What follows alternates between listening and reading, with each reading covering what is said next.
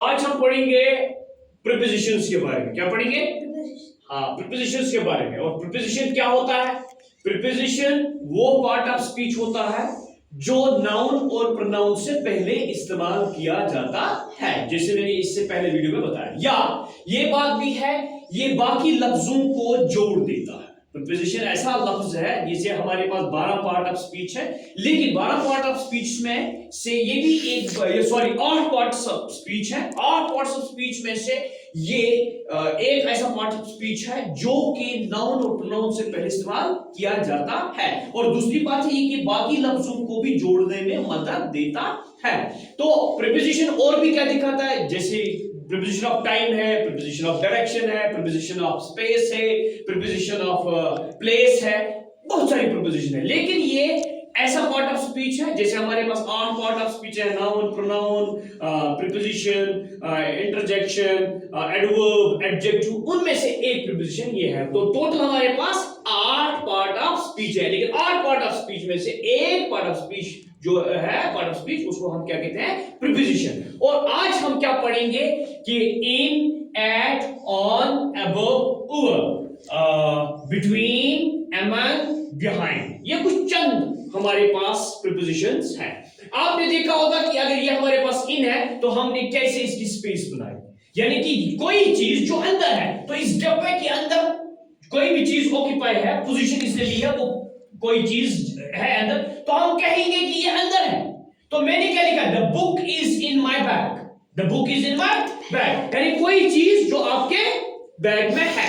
तो इसका मतलब है ये पोजीशन जो अंदर की सूरत-हाल दिखाता है, ठीक। उसके बाद क्या है? एट। एट मींस कोई नजदीकी मामला है, यानी एक डायरेक्शन दिखाता है, किसी जगह के लिए डायरेक्शन दिखाता है। तो हम मैं कहूंगा आई लिव इन जंबस, I live in Baramulla at जंबसपुर, यानी कि अगर मैं बारामूला में रहता हूं लेकिन नजदीक क्या है? जंबसपुर, बारामूला का ही हिस्सा है, तो मैं कहता हूं I live in Baramulla at जंबसपुर। तो इसका मतलब है बारामूला जहां मैं रहता हूं, लेकिन साथ जो जगह है वो क्या है? जंबसपुर। तो एट उस वक्त इस्तेमाल होता है जो नजदीकी मामला होगा। फिर हो गया ऑन, फिर हो गया ऑन। ऑन मींस ये कोई पोजीशन लेता है। ऑन जो मतलब ऐसा प्रीपोजिशन है जो कि कोई पोजीशन इख्तियार करता है, जो कि ऑक्यूपाई प्लेस करता है। तो हमने क्या लिखा? The book is on the table, और ये इस दायरे से बाहर नहीं है, ये इसके साथ में है, यानी इस लाइन के साथ में। तो book is on the table, जैसे मैं कहूंगा the duster is on the table, the duster is on the table. अगर ये अबव बोलेंगे तो हम बोलेंगे the duster is above the table, यानी इतनी पोजीशन हवा में है,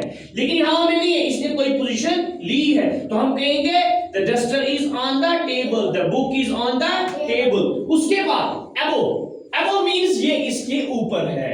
यहां अगर ऑन था तो ये क्या था? साथ में, लेकिन ये इसकी पोजीशन थोड़ी सी अबव है, यानी कि इससे आगे इस डॉट की, देखते हैं ना आप। तो हम लिखेंगे the book is above the shelf, the book is above the shelf. या जैसे डस्टर है तो हम बोलेंगे the duster is above the shelf, above the shelf means इसके ऊपर है। अगर हम बोलेंगे the duster is on the shelf तो ये हो गया ऑन। अगर इससे अबव बोलेंगे तो ये इधर आ जाता है, तो अबव उसको कहते हैं। तो इस तरह है over.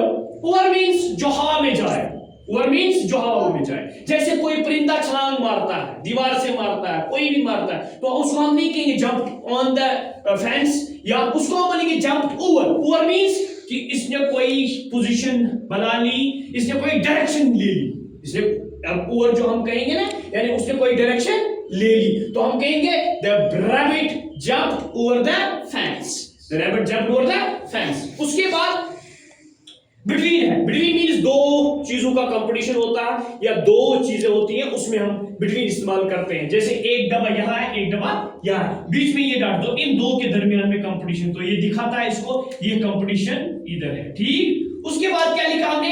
The match has been played between India and New Zealand, यानी इसका मतलब है अगर यहाँ इंडिया है, यहाँ न्यूजीलैंड है, तो ये दोनों दो ही चीजों पर चलेगा। तो ये प्रीपोजिशन जो है ये सिर्फ दो चीजों के लिए इस्तेमाल होता है, जहां पर दो चीजों का कंपटीशन है। अब बोलेंगे ये अमंग है। ये देखिए अमंग क्या है? अमंग हमारे पास कितना है, यानी कि साथ में कितने, यानी बहुत सारे, 1 2 3 4 इतने डॉट्स जो है, डब्बे जो है साइड में से, बीच में से ये वाला डॉट। तो ये अमंग जो है, यानी इसका मतलब है इन के लिए इस्तेमाल होता है जहां पर ज्यादा लोगों का कंपटीशन होता है। जब बिटवीन होगा तो दो चीजों का फर्क होता है, मवाजना होता है। जब अमंग हम लगाते हैं तो अमंग में बहुत सारे चीजों का मवाजना किया जाता है, यानी कि फर्क किया जाता है। तो यहां पर बहुत सारे हैं तो हम लिखेंगे among. There is a big competition among the teams. Competition among the teams यानी कि एक टीम नहीं है, बहुत सारी टीम है, यानी अमंग एक नहीं, दो नहीं, यानी दो से ज्यादा चीजों के लिए इस्तेमाल किया जाता है। इसमें और सारी प्रीपोजिशंस भी हैं, जैसे आपने देखा, हमने पढ़ा on, at, above, over, between, among, behind. तो इसी तरह से और भी हैं जो प्रीपोजिशन, जैसे बिहाइंड। बिहाइंड मींस पीछे, बिहाइंड मींस पीछे। जैसे बिहाइंड क्या है, हमारे पास यानी एक डब्बा है, इसके पीछे कोई चीज हमने रख दी, वो ये है, ये डॉट दिखाता है बिहाइंड, ठीक। तो ये बिहाइंड मतलब हो गया पीछे। तो आप जब कोई चीज दिखाएंगे तो मैं कहूंगा the book is behind the shelf, the book is behind the shelf, या the book is behind the table. जैसे यहां पर ये टेबल है, तो आप जरा किताब दे दो, ये किताब अगर हमारे पास इधर है तो हम बोलेंगे the book is behind the table, the book is behind the table. अगर ये इसके पीछे है तो हमने इसके लिए बिहाइंड इस्तेमाल करना है। तो तभी हमने लिखा कि कोई चीज जो पीछे है साथ में ही है, लेकिन साथ में, ये बोलना है कि साथ नहीं है लेकिन पीछे, तो हम कहेंगे the book is behind the shelf, the duster is behind the desk, behind the desk. तो इस तरह से ये हम इस्तेमाल प्रीपोजिशंस कर सकते हैं। Thank you.